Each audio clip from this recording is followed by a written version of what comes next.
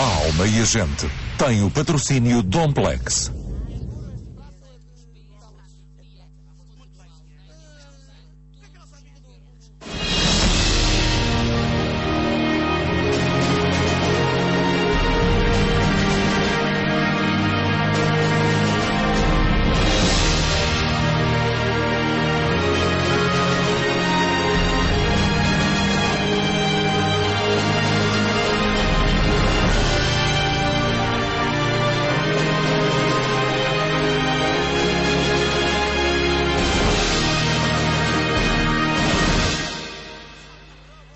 Senhores telespectadores, este outubro que passou, no dia 5, completaram 100 anos sobre a proclamação da República Portuguesa das janelas da Câmara Municipal de Lisboa.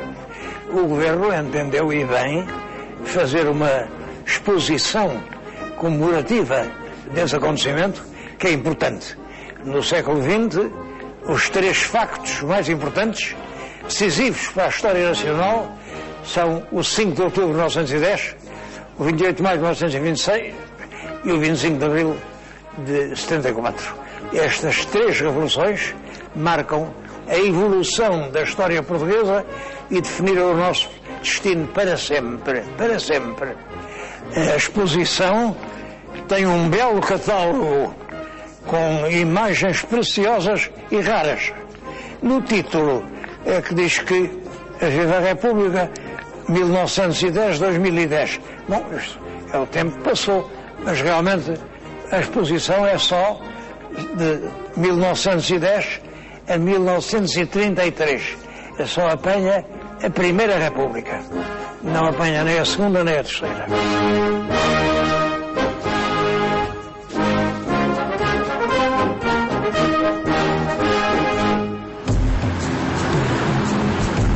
A exposição foi instalada no edifício da Cordoaria Nacional. Cordoaria é o lugar onde se fabricam cordas. Realmente, quando o mal caiu, entendeu-se que era urgente prestar atenção à navegação. E para os navios, já que eram todos à vela, claro, é muito importante o cabo, a corda, a vela. E fez este enorme edifício, que é assim muito comprido, porque, claro, as cordas também tinham que ser muito compridas.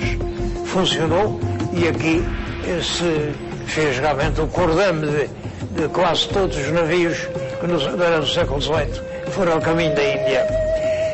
Escolheu-se um sítio longo, com muitas salas. Estou agora aqui a falar a primeira, que fala no regicídio.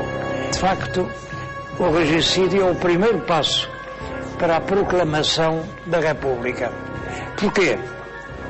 O rei Dom Carlos tinha subido ao trono num período de crise, na altura do ultimátum, mas as ideias do tempo, das elites intelectuais do tempo, eram que o rei devia governar. Queria-se um rei que governasse. Uma monarquia musculada. Bom, é a ideia nova, é isso que o Oliveira Martins, o Antero, chamam a ideia nova.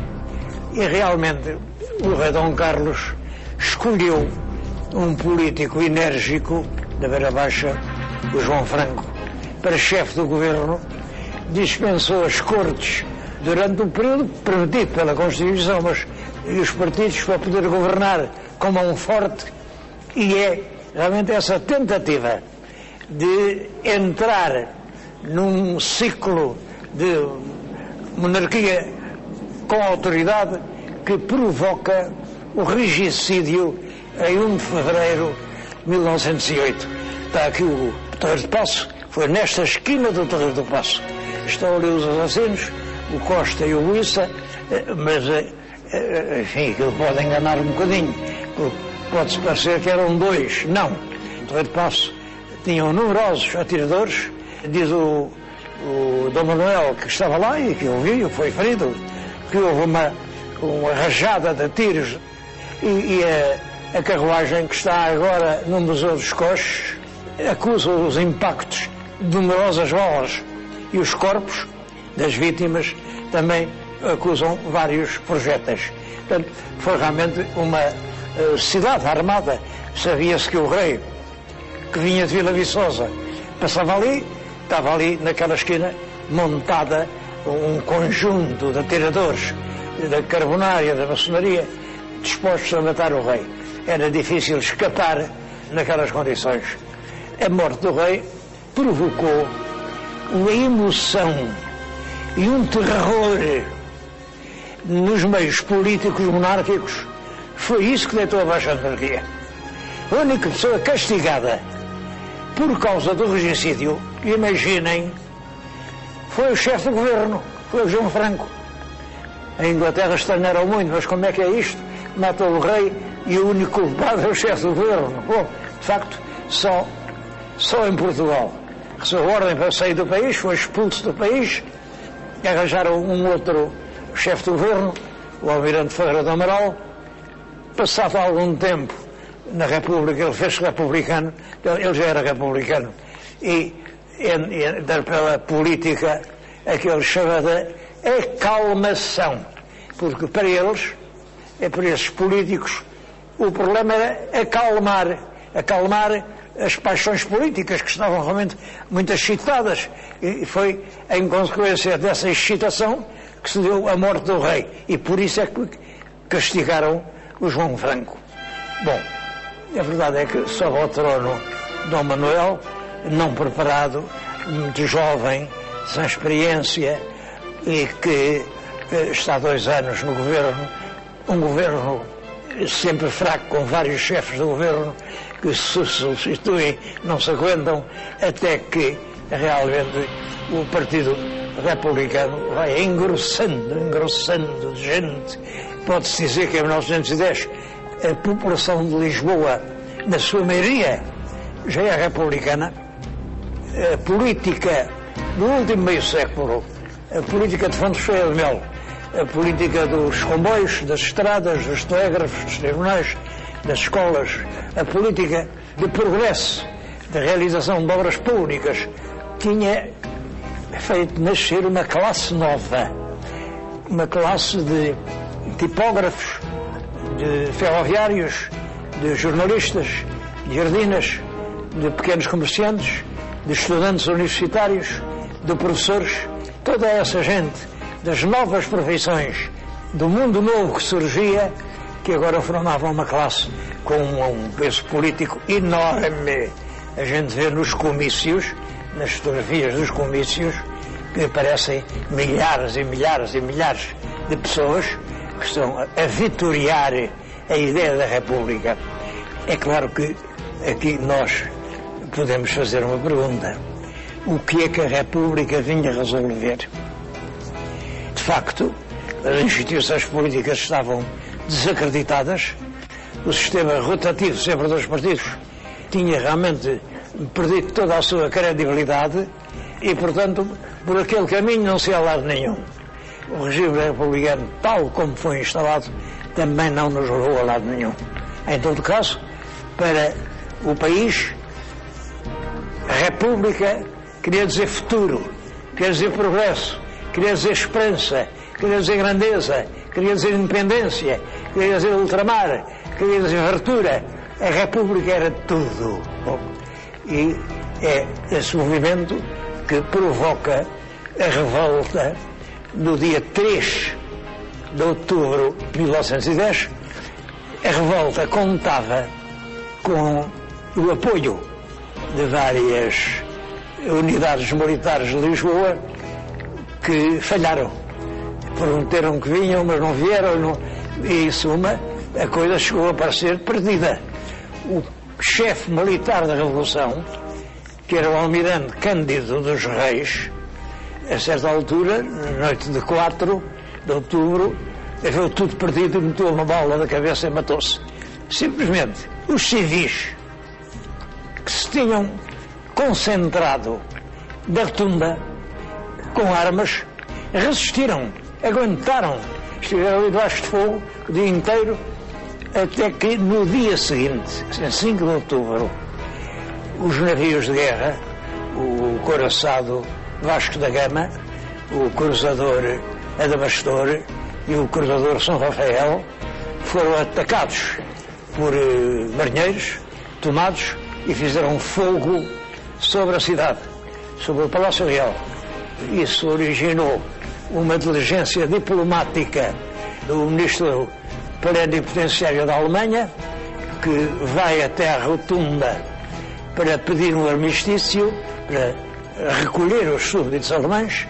Quando passa na cidade com a sua bandeira branca de plenipotenciário e com vestidos a rigor, o povo julgou que era a rendição e vem tudo para a rua a dizer viva a República, e no meio de um entusiasmo indescritível, a população, que até aí tinha estado muito quietinha dentro das suas casas, vem para a rua a vitoriar a República, e da janela da Câmara Municipal proclama-se a República em Portugal.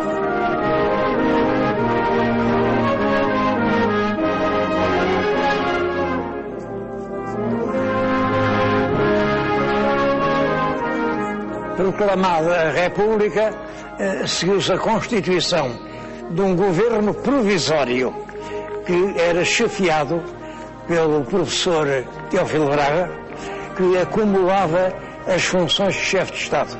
Daí, muitas vezes diz que o primeiro presidente da República foi Teófilo, outras vezes diz que o primeiro presidente foi Manuel de Arriaga, porque a verdade é esta: o primeiro presidente eleito pelo país foi o Arriaga. O primeiro presidente em funções e designado pela Revolução foi Teófilo Braga.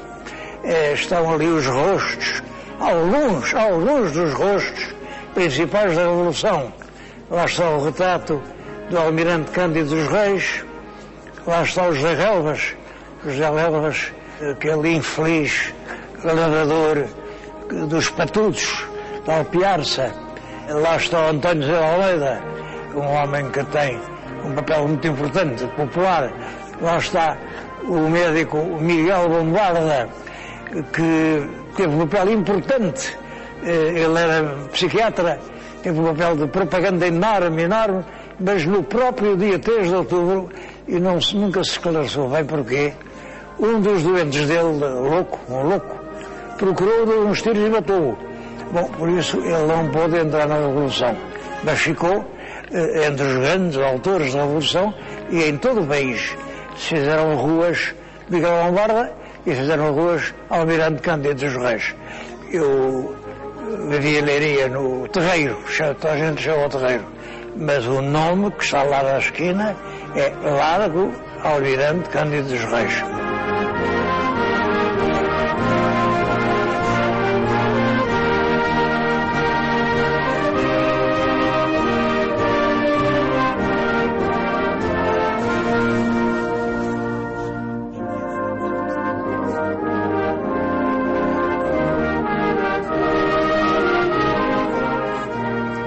Durante o período do governo provisório foram publicadas leis importantes.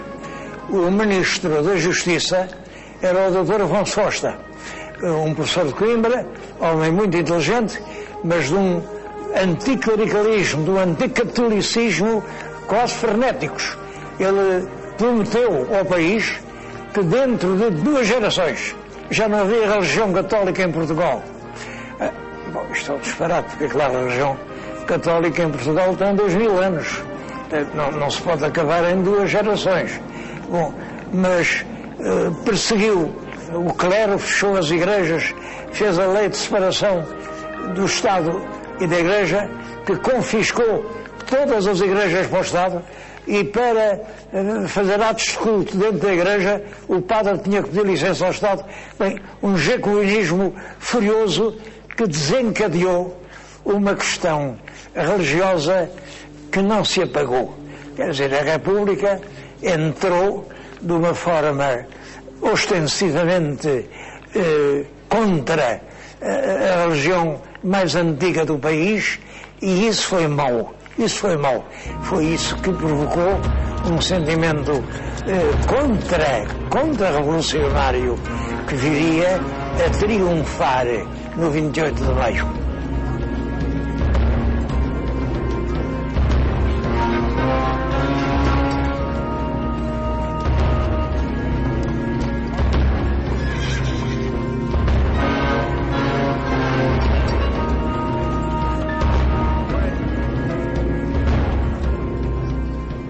Além dessas leis realmente importantes, o governo provisório preocupa-se com os símbolos nacionais. O primeiro é a bandeira, claro, a bandeira azul e branca, desde a Revolução Liberal, passou a ser vermelha e verde. Mas isso deu origem a uma grande discussão. Estão ali as propostas de bandeira, são 20 e tantas propostas. Houve muitas propostas. Triunfou a ideia do verde, esperança, e vermelho, a revolução.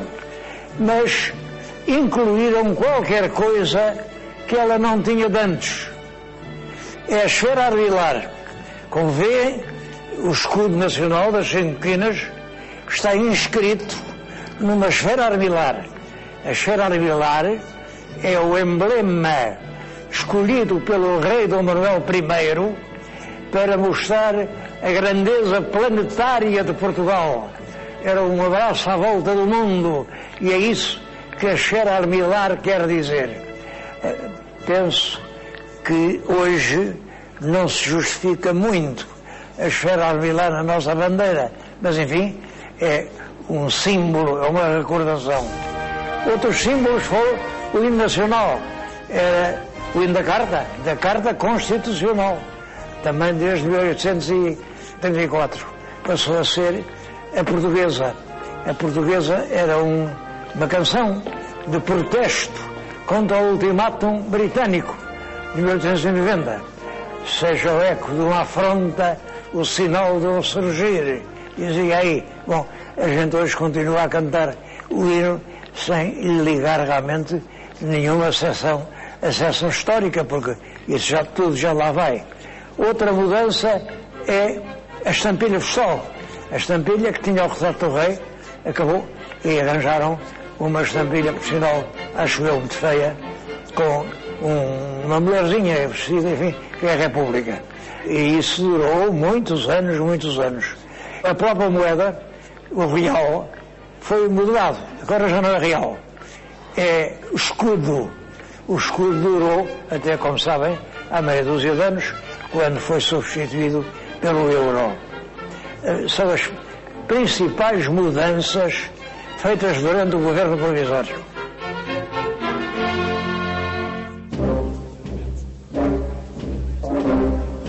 Mas o acontecimento mais importante da Primeira República é a entrada de Portugal na primeira Confederação Mundial. Como sabem, em 1914 houve uma guerra entre os impérios centrais, a Alemanha e o Império Austro-Húngaro, e os aliados ocidentais, que era a Inglaterra e a França. Essa guerra transformou-se numa conflagração em todo o mundo, fez milhões de mortos, é uma coisa horrorosa. E em Portugal hesitava-se, havia dois partidos. De modo geral, as direitas eram contra a guerra. Os republicanos mais violentos eram a favor da guerra. Dizia-se que a entrada na guerra podia salvar as nossas colónias, porque se sabia que os alemães pensavam em ficar com elas. Bom, a verdade é que nós hesitámos negociações de 14 até 1917. Em 1917, em janeiro, saíram do Porto de Lisboa os primeiros navios carregados de soldados portugueses, que foram para a Flandres, onde ocuparam um setor com uns quilómetros, não eram muitos, e estiveram ali até o dia 9 de abril de 1918. Nesse dia, o contingente português foi atacado e bombardeado com uma violência extraordinária, milhares de mortos, Foi uma coisa horrorosa essa batalha de 9 de Abril. Os nossos soldados não quiseram voltar às linhas, isso trouxe-nos complicações. Bom, mas enfim, a verdade é que Portugal saiu vencedor da guerra e os soldados portugueses tomaram parte no desfile da vitória.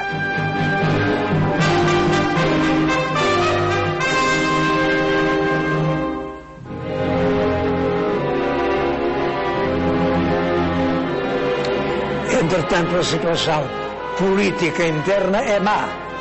Há revoltas, há coisas militares, o governo cai constantemente, porque depende de uma maioria parlamentar que se desfaz e desfaz. E tudo isto cria contradição. As pessoas dizem que os culpados são os partidos. A culpa é dos partidos.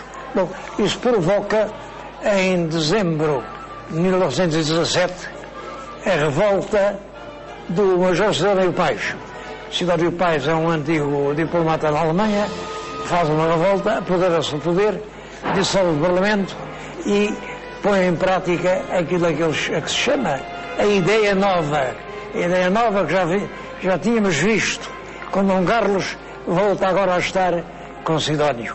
Bom, mas os ódios são grandes, a pressão, e no fim do ano, em 1918, na estação do Rocio, deram um tiro, mataram, acabou, voltou-se à República Antiga, acabou a guerra, mas a situação interna é cada vez pior.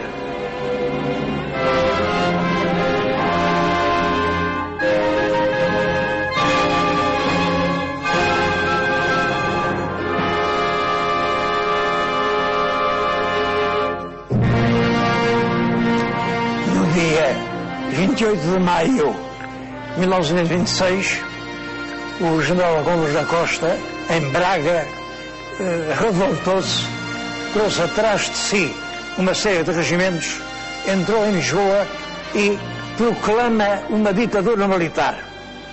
Essa ditadura militar dura até 28, em 28 chama um ministro das Finanças que se impõe rapidamente. Está ali na minha frente os dois grandes vultos da nova era política, o general Carmona, que era o Presidente da República, e o Dr. Oliveira Salazar, que era o chefe do governo. Na outra fotografia está a posse do Dr. Salazar, e ele está a dizer: sei muito bem o que quero e para onde vou. E sabia, durante até ao fim da vida, até 1968, ele governou o país e foi só afastado por uma doença gravíssima, uma lesão na cabeça que o retirou. A exposição não abrange a Terceira República, que é a República Nova. A ideia de uma novidade, ideia nova, República Nova, Estado Novo, mantém-se. Chegámos ao dia de hoje, enfim, como sabem, é uma Terceira República que o país está a braços, outra vez com grandes dificuldades, e exige reunião do esforço de todos os portugueses no sentido de nos podermos, enfim, sair destas dificuldades em que nos encontramos.